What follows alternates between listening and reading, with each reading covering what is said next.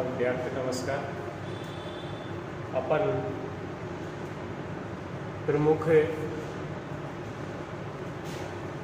जो राजनीतिक विचारक थे उसमें अपन कोटिल का अध्ययन कर रहे थे। कोटिल के बारे में अपन ने जाना। अब क्वेश्चन आएगा अपने कि कोटिल द्वारा जो राज्य की उत्पत्ति का सिद्धांत है वो समझाइए या वो बताइए। तो इनकी जो राज्य की जो उत्पत्ति हुई है, राज्य उत्पत्ति संबंधी जो सिद्धांत है वो है समझौतावादी सिद्धांत। कौन सा सिद्धांत है भाई? समझौतावादी सिद्धांत। तो अपन टॉपिक डालेंगे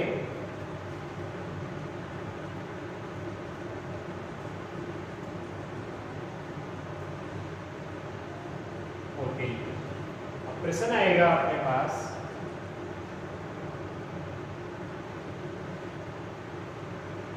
कोटिल द्वारा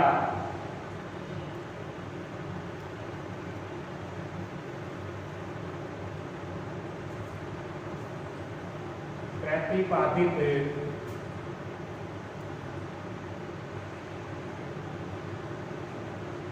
राज्य उत्पत्ति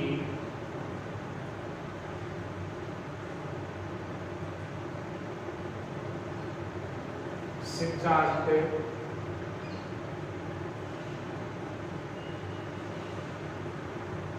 समझाइए। कोटिल द्वारा प्रतिपादित राज्य उत्पत्ति सिद्धांत समझाइए।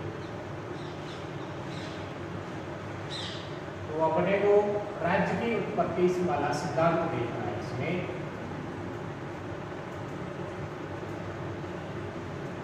राज्य की उत्पत्ति और कोटिल जी ने बताया है कि राज्य की जो उत्पत्ति है भाई, राज्य की उत्पत्ति समझौतावादी सिद्धांत से हुई है। इसकी राज्य की जो उत्पत्ति है वो किस सिद्धांत से? समझौतावादी।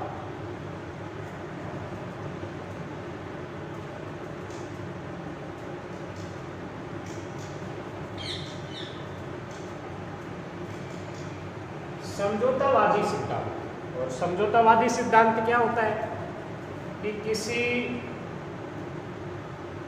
भी प्रश्न के ऊपर अपन सभी मिलकर के एक राय करें, एक सहमति जुटाएं, तो वो सबकी सहमति से जो कार्य किया जाता है वो क्या? समझौता। तो उसी प्रकार से कोटिल जी ने बताया कि उस समय, किस समय? ईसा से पूर्व जब इन्होंने अपना ग्रंथ लिखा, कौन सा? अर्थशास्त्र। तो उसमें राज्य की उत्पत्ति का सिद्धांत इन्होंने प्रतिपादित किया और राज्य की उत्पत्ति से संबंधित जो सिद्धांत था उसमें इन्होंने समझौतावादी सिद्धांत दर्शाया। उस समय परिस्थितियां शायद ऐसी थी कि चारों ओर अराजकता का माहौल था। कोटिल जी कहते हैं कि चारों ओर क्या था? अराजकता का माहौल था। अराजकता का माहौल होने के कारण लोग अपनी असुरक्षा समझ रहे थे कि भाई अपनी क्या है? असुरक्षा है। और असुरक्षा होने के कारण सभी व्यक्तियों ने, सभी लोगों ने मिलकर के और एक शासक के पास वो गए और वहां जाकर के उन्होंने अपनी ये परिस्थितियां बताई। परिस्थितियां बताने के बाद उस शासक ने ये जिम्मा लिया कि भाई राज्य के ऊपर कोई भी आफत आएगी तो उसको हम सहन करेंगे, लेकिन आप जो कमाएंगे उसमें से कोई निश्चित हिस्सा कर के रूप में आपको कहाँ जमा कराना पड़ेगा?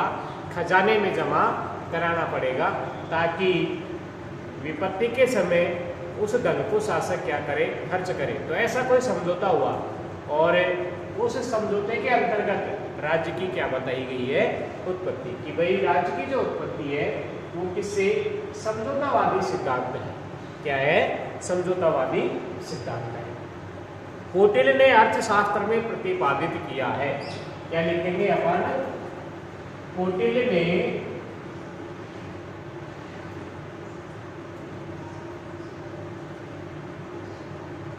अर्थशास्त्र, अर्थशास्त्र इनकी पुस्तक है, इनका ग्रंथ है फेमस। तो कौटिल्य ने अर्थशास्त्र में प्रतिपादित किया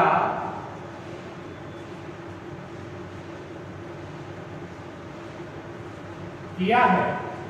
कौटिल्य ने अर्थशास्त्र में प्रतिपादित किया है कि विश्व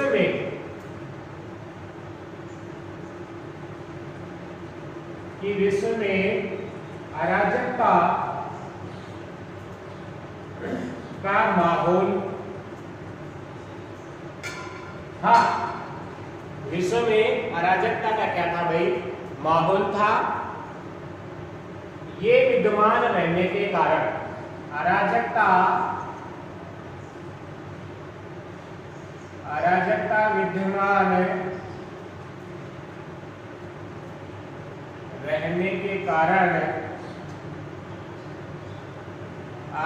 विद्यमान रहने के कारण व्यक्ति लोग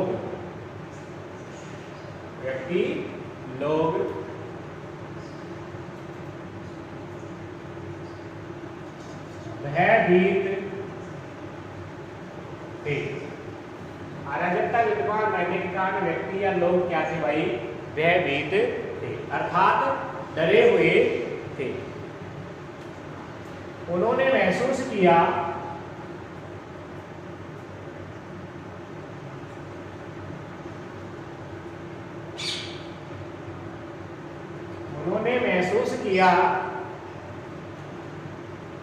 कि दुखों का, किसका भाई? दुखों का व असुरक्षा का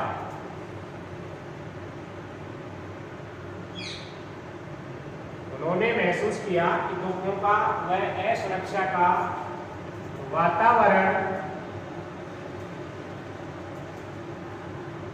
पनप सकता है। क्योंकि ये भय था अराजकता का, इसलिए दुखों के असुरक्षा का वातावरण पनप सकता है। तो इससे पीड़ित होकर इस भावना से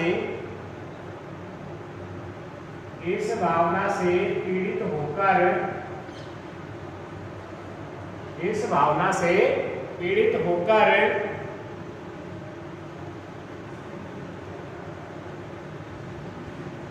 जन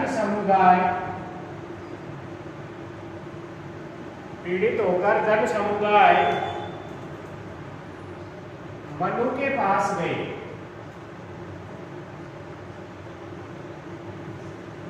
किसके पास गए? मनु के पास गए, क्योंकि मनु की इसमें विश्व के अंदर सबसे पहले मनु ही शायद आया है। मनु के पास गए, उनके समक्ष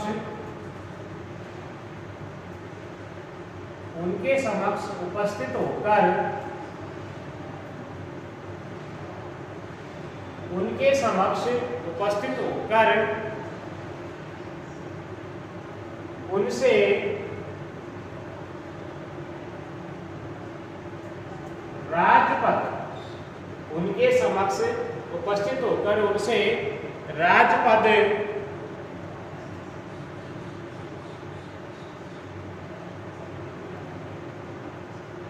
धारण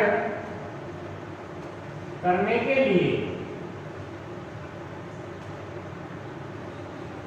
उनके समक्ष उपस्थित होकर उनसे राजपद धारण करने के लिए अनुग्रह किया। क्या किया भाई? अनुग्रह किया, विनती की।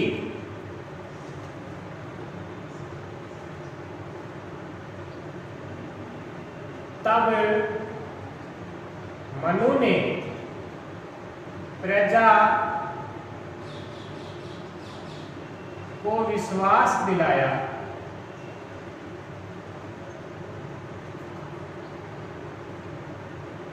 जब ये सभी लोग उनके समक्ष उपस्थित होकर के उनसे राजपद धारण करने के लिए विनती करते हैं, तो मनु ने प्रजा को विश्वास दिलाया, अपने विश्वास में लिया, आश्वासन दिया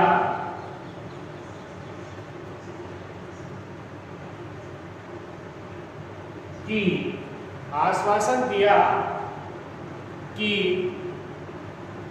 जनता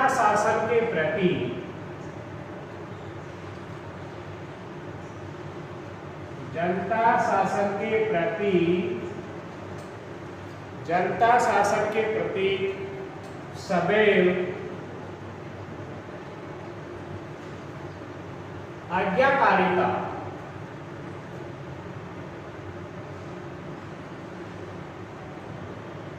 निभाएगी। आश्वासन दिया कि जनता शासन के प्रति सदैव आज्ञाकारिता निभाएगी।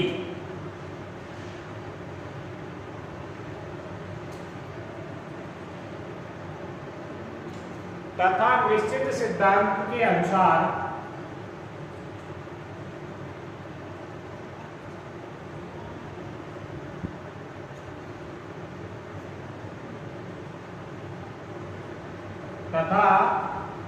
सिद्धांत के अनुसार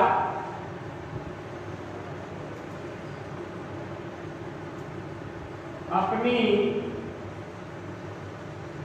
अर्जित आय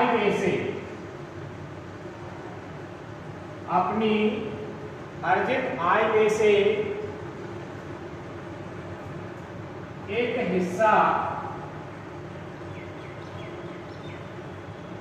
हिस्सा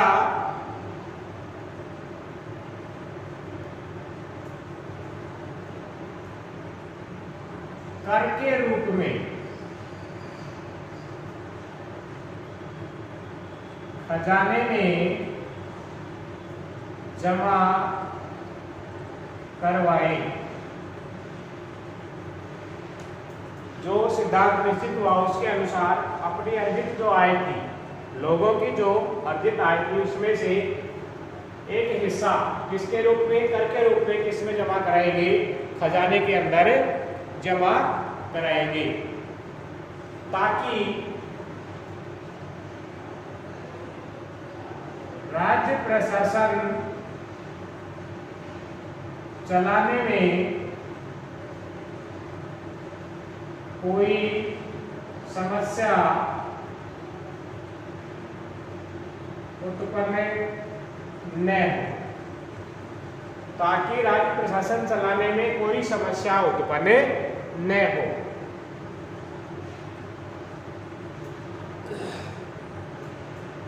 तो ये है भाई उनका समझौतावादी सिद्धांत कि राज्य की जो उत्पत्ति है वो इस सिद्धांत पर होगी, इस पर समझौतावादी सिद्धांत पर।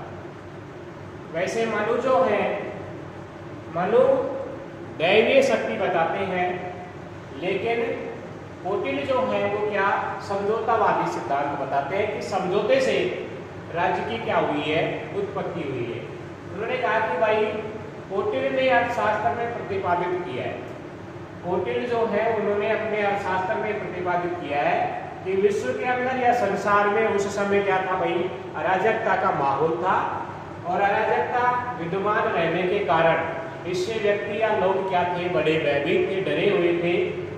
इसलिए उन्होंने ये महसूस किया कि अब शायद अपने ऊपर बहुत भयंकर के दुख और या अपनी असुरक्षा का क्या वातावरण बनने वाला है, या ये पनप सकता है।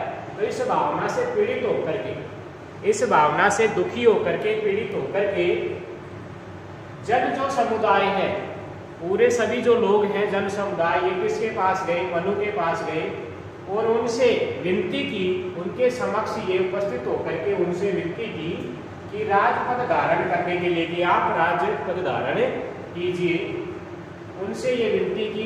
तब मनु ने प्रजा को विश्वास दिलाया, उसको आश्वस्त किया, विश्वास दिलाया और आश्वासन दिया कि जनता शासन के प्रति सदैव क्या रहेगी, आज्ञाकारिता निभाएगी। जनता जो है वो शासन के प्रति हमेशा आज्ञा, राजा की जो आज्ञा होगी उसका वो उल्लंघन नहीं करेंगे, तो आज्ञाकारिता निभाएगी। तथा निश्चित सिद्धांत के अनुसार, फिर इनका जो सिद्धांत समझौता जो हुआ उसके अनुसार अपनी अर्जित आय में से, कौन, जन समुदाय, जन समुदाय जो है वो अपनी अर्जित आय में से एक निश्चित हिस्सा किसके रूप में, कर के रूप में या टैक्स के रूप में राज्य का जो खजाना है उसमें क्या कराएंगे, जमा कराएंगे, ताकि आगे राज्य प्रशासन चलाने में किसी भी प्रकार की कोई समस्या उत्पन्न न हो, और जिसमें जन कल्याण की भावना रखी जाएगी। क्या रखी जाएगी, जन कल्याण की भावना रखी जाएगी। तो ये हो गया उसकी राज्य की उत्पत्ति से संबंधित समझौतावादी सिद्धांत। इस प्रकार का क्वेश्चन आएगा, और ये कितने नंबर का, 4 नंबर का क्वेश्चन आएगा, जिसमें अपने को 4, 5 या 6 लाइन लिखनी है।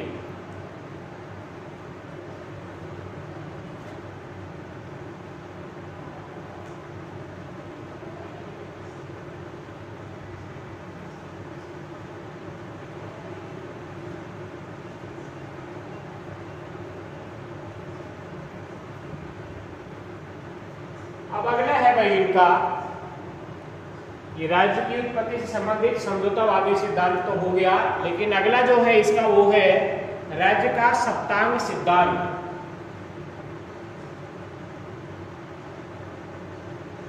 राज्य का सप्तांग सिद्धांत।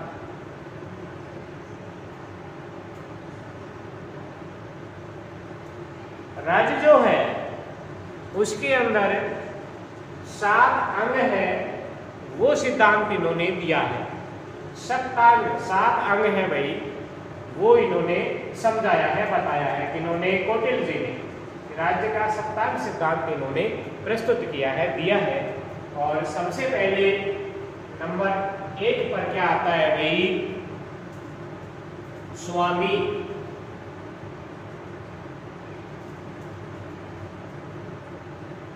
इसे अपन राजा भी कह सकते हैं, स्वामी राजा। नंबर 2 में है भाई अमात्य।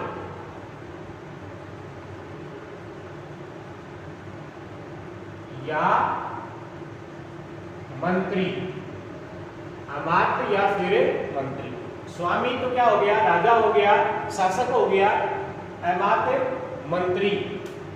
नंबर 3 जनपद।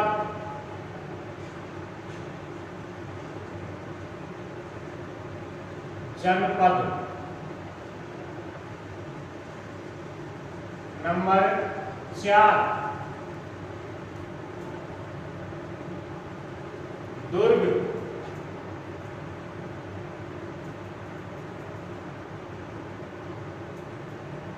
किले।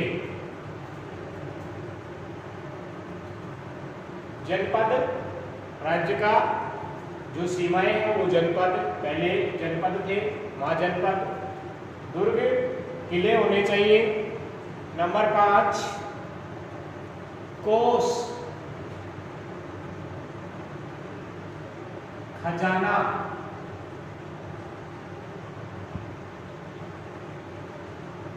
नंबर 6 दंड या सेना। और वही नंबर 7 मित्र। ये अपने को क्रम से याद रखना है। कौटिल्य का राज्य का सप्तांग सिद्धांत क्या है लिखिए, क्वेश्चन ये भी बन सकता है इसके अंदर। और ये भी आपसे कितने नंबर का पूछेगा, 4 नंबर का। इसमें से सप्तांग सिद्धांत में वो 4 पूछेगा, क्योंकि 4 नंबर का क्वेश्चन है, इसलिए कितने पूछेगा, 4 पूछेगा वो। लेकिन अपने को याद रखने हैं सातों के सातों। पहला कौन सा है, स्वामी। स्वामी में कौन आएगा, राजा आएगा या शासक होता है। फिर नंबर 2 में अमात्य या मंत्री होता है। वैसे अमात्य जो मंत्री है एक जो गाड़ी होती है, राज्य की जो गाड़ी है, इन्होंने ये बताया है कि राज्य की जो गाड़ी है उस राज्य रूपी गाड़ी के दो क्या होते हैं, पहिए होते हैं। इसमें एक स्वामी राजा शासक होगा तो दूसरा कौन होता है, मंत्री होता है। इसलिए राजा शासक और मंत्री अमात्य जो है इनका दोनों का तालमेल गुडविल होना चाहिए, अन्यथा वो राज्य की जो गाड़ी है वो नहीं चल सकती। नंबर 3 पर जनपद है, और भाई जनपद के अंदर भूमि उपजाऊ होनी चाहिए, वन वगैरह जो भी है ये सब कुछ इसी में आते हैं। दुर्ग किले, और ये 4 प्रकार बताए हैं दुर्गों के, जो है प्रकार कितने हैं, 4 बताए हैं। कौन कौन से देखिए इसके अंदर, ओदक दुर्ग,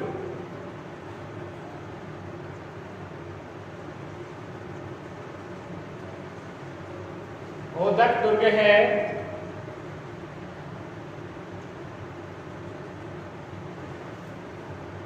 ये होता है ऐसा दुर्ग जिसके चारों ओर क्या, पानी भरा हुआ हो। और फॉर एग्जाम्पल अपन देख सकते हैं कि अपने राजस्थान के अंदर जो गागरोन का किला है झालावाड़ के अंदर, ये क्या है, ओदक दुर्ग है। उसके बाद में अपन पार्वत दुर्ग, दूसरा जो है वो पार्वत दुर्ग, और ये हर जगह आपको देखने को मिल जाएगा, यानी पहाड़ों के ऊपर जो दुर्ग बनाए जाते हैं वो पार्वत दुर्ग। और दानवन दुर्ग,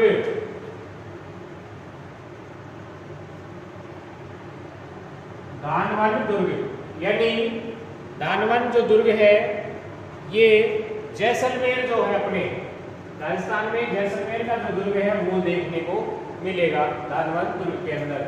और भाई अंतिम जो है इसमें चौथा है वो है वन दुर्ग।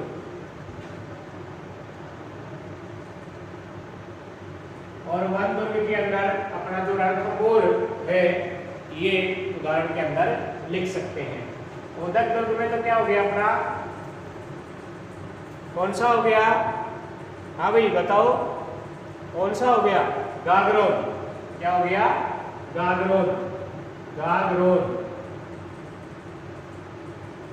गागरोन का जो किला है वो हो गया इसमें। पार्वत के अंदर तो वो सारे चित्तौड़गढ़ वगैरह और यहाँ भी आपको देखने के लिए मिल जाएगा। दानवन जो दुर्ग है वो जैसलमेर, और वन दुर्ग रणथंभौर, ये उदाहरण देखने के लिए मिलता है। कोष, खजाना, खजाना होना चाहिए। राज्य के अंदर कोई उत्पत्ति आ जाए तो खजाने में से धन निकाल करके, और धन यानी सेना होनी चाहिए उसके पास में। और फिर मित्र, एक शासक का ये कर्तव्य बनता है कि वो अपने अड़ोसी पड़ोसी जो शासक है उनके साथ मित्रता का व्यवहार करे। तो ये कौटिल्य के द्वारा राज्य का सप्तांग सिद्धांत बताया गया था। क्या क्या था भाई, स्वामी राजा या शासक, अमात्य मंत्री, जनपद, दुर्ग या किले, और ये कितने, ये 4 है, ओदक दुर्ग, पार्वत दुर्ग, दानवन दुर्ग और वन दुर्ग। कोष, खजाना, दंड उसके पास में भी, सेना होनी चाहिए मित्र। और सेना भी, अब अपने यहाँ पर कितने प्रकार की सेना, 3 प्रकार की सेना। उस समय पैदल वाले, घुड़दौड़ और ये रथ सेना वगैरह ये इस प्रकार की हुआ करती थी। और भाई मित्र, ये राज्य का जो सप्तांग सिद्धांत है उसका अंतिम क्या है, मित्र। तो ये इस प्रकार से अपने क्वेश्चन आएंगे कि जैसे राज्य का उत्पत्ति संबंधी जो सिद्धांत है, कौन सा, समझौतावादी सिद्धांत, वो पूछ सकता है। 4 नंबर राज्य का सप्तांग सिद्धांत, और ये पूछे हुए भी है यूनिवर्सिटी के द्वारा, ये भी 4 नंबर। इसमें ये 7 अपने को याद करने हैं, बट लेकिन वो कितने पूछेगा, 4 पूछेगा। चारों की अपने को 1-1, 2-2 लाइन उसमें लिखनी पड़ेगी। तो इस प्रकार से अपन सोल्व कर सकते हैं। आगे नेक्स्ट।